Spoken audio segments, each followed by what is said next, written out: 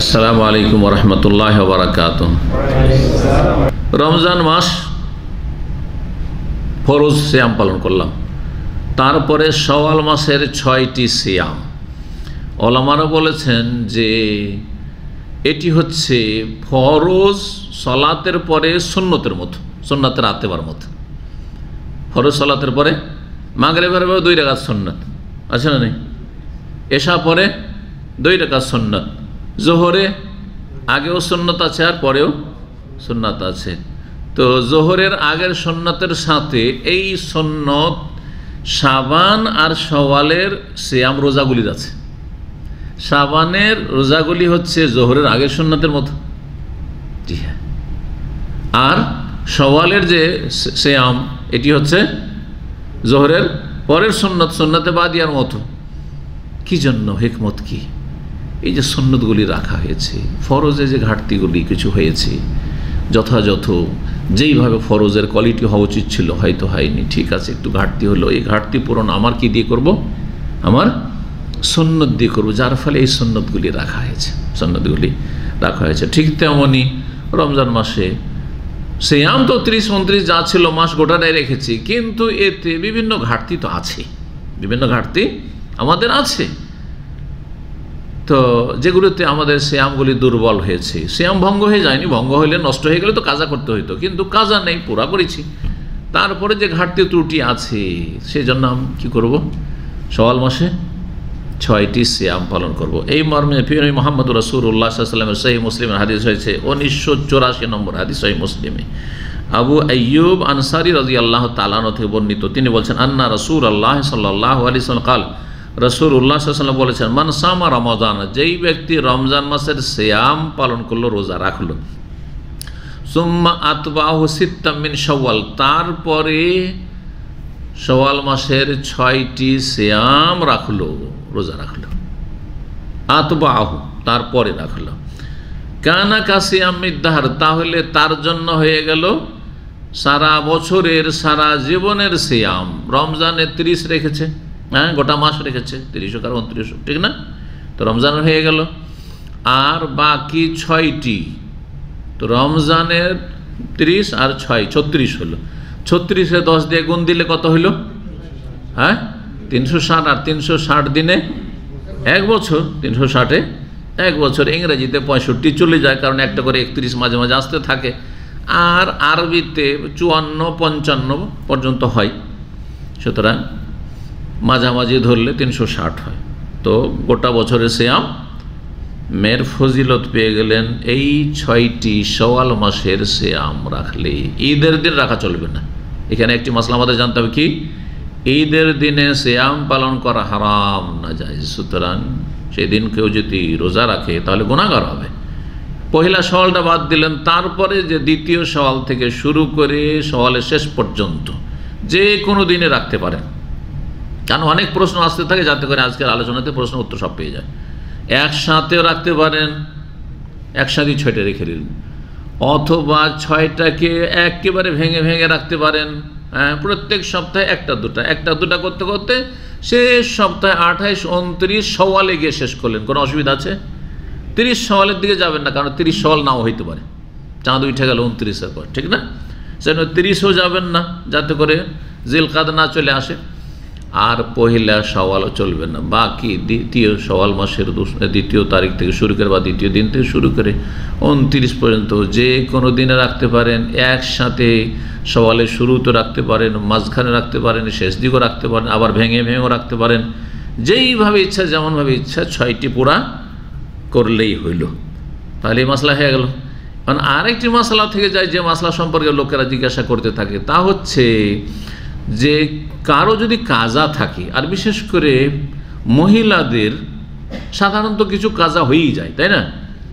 আর পুরুষদের মধ্যে যারা অসুস্থ অথবা মুসাফির কিছু কাজা হয়ে আছে, যাদের রমজানের কিছু কাজা বাকি আছে, এখন শাওয়াল মাসের এই 6টি রোজা রাখবে, সিয়াম পালন করবে, তো আগে কাজা পুরা করা আবশ্যক, ফরজ, তারপরে তখন শাওয়ালের 6টি রাখবে, নাকি কাজাগুলো পারলে করবে, না হলে করবে না, শাওয়ালের 6টি রেখে নিতে পারবে, আর কাজা পরেও করলে চলবে, নাকি পেয়ে যাবে?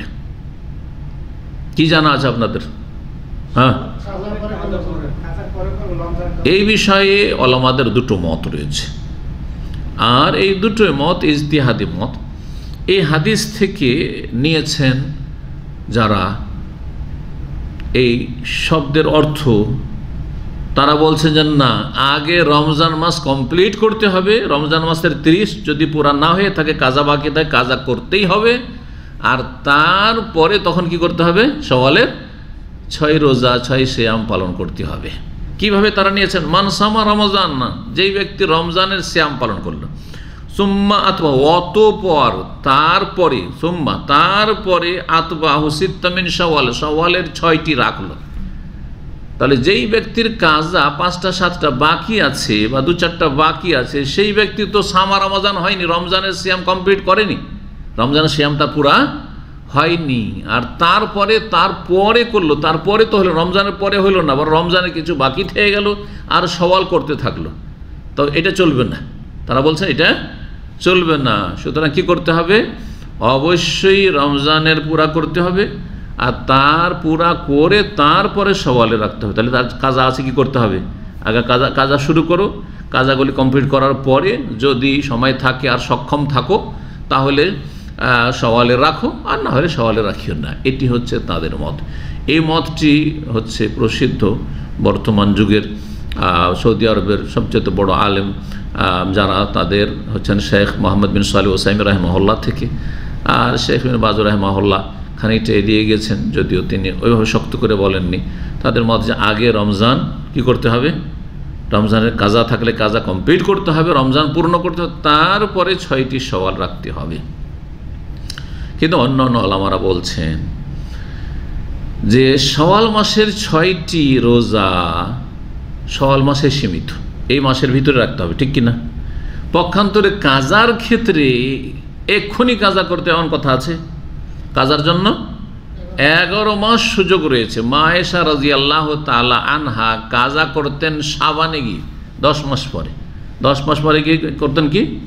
কাজা করতেন। কারণ রাসূলুল্লাহ সাল্লাল্লাহু আলাইহি ওয়াসাল্লামের খেয়াল রাখতে গিয়ে তিনি মনে করতেন যে থাক, রাখবো, কিন্তু যখন দেখা গেল সময় সংকীর্ণ হয়ে আসছে, রমজান চলে আসছে, তখন শাবানে গিয়ে কাজা শুরু করতেন, তখন কাজা করতেন।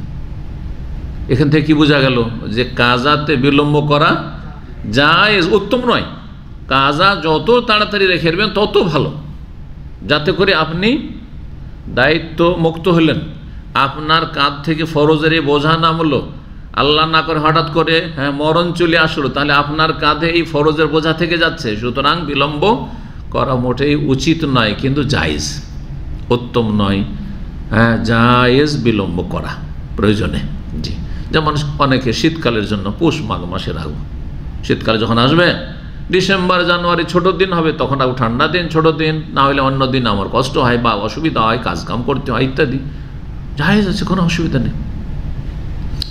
তারা বলছেন যে না, কাজা যেহেতু 11 মাস করা চলবে, সুতরাং এই ক্ষেত্রে বলবো যে সওয়ালের 6টির আগে কাজা করা উত্তম। কাজা করে নেওয়া ওয়াজিব নয় যে আগে কাজা করতে হবে তারপরে 6 সওয়াল, এটা জরুরি নয়, ফরজ নয়, বরং কি বলবো? উত্তম। শুধু বলবো উত্তম হচ্ছে আগে কাজা করে নেন শাওয়াল মাসের শুরুর দিকে, আর তারপরে 6টি সওয়ালের সিয়াম পালন করেন, এটা বেশি ভালো। কিন্তু যদি ব্যতিক্রম দেখছেন যে না, আমি 6 সওয়াল করলে কাজা করতে পারছি না, আর কাজা করলে 6 সওয়াল হচ্ছে না, আমি দুটোই করতে চাইছি, তো এই ক্ষেত্রে সওয়ালের রোজাগুলি রেখে নেন, আর তারপরে কাজা অন্য অন্য মাসে আপনি করে নিতে পারেন। কাজার ক্ষেত্রে ভেঙে ভেঙেও কাজা করা যেতে পারে, আবার একটা নাও কাজা করা যেতে পারে, সব রকম করে কাজা করতে পারেন, আপনার জন্য ছাড় রয়েছে দীর্ঘ 11 মাস পর্যন্ত। এখানেই আজকের আলোচনা শেষ করছি। দ্বিতীয় মতটি আমি মনে করি যে এই মতটি হচ্ছে উত্তম, যদিও উত্তম হচ্ছে আগে কাজা করে নেওয়া, কিন্তু ফরজ করে দেওয়া যে আগে কাজা আর তারপরেই সওয়াল চলবে, আর না হলে চলবে না, না হলে নেকি পাবে না, আল্লাহ তাআলা আলাম। এটিকে, এই মতটিকে আমি প্রাধান্য দিই না। আমি বলি যে ভালো, বেশ ভালো যে আগে কাজা করে নিক, কিন্তু জরুরি নয়, আর তারপরে তখন শাওয়াল মাসের সিয়াম পালন করুক। কিন্তু কেউ যদি শাওয়াল মাসের সিয়ামগুলি পালন করে যে এর বেশি করতে পারবো না, এখন কাজা করতে গেলে শাওয়াল মাস আমার দ্বারা রাখা হবে না, তাহলে শাওয়ালের এই 6টা যেহেতু সীমিত সময় রেখে নিক, আর তারপরে কাজা অন্য অন্য মাসগুলিতে করে নেই। এটিকে আমি প্রাধান্য দিয়ে থাকি, যে সব ওলামারা দিয়েছেন তার সাথে আছি। আল্লাহ তাআলা আলাম। ওয়া সাল্লাল্লাহু ওয়া সাল্লাম আলা নবিয়িনা মুহাম্মদ ওয়া আলা আলিহি ওয়া সাহবিহি আজমাইন।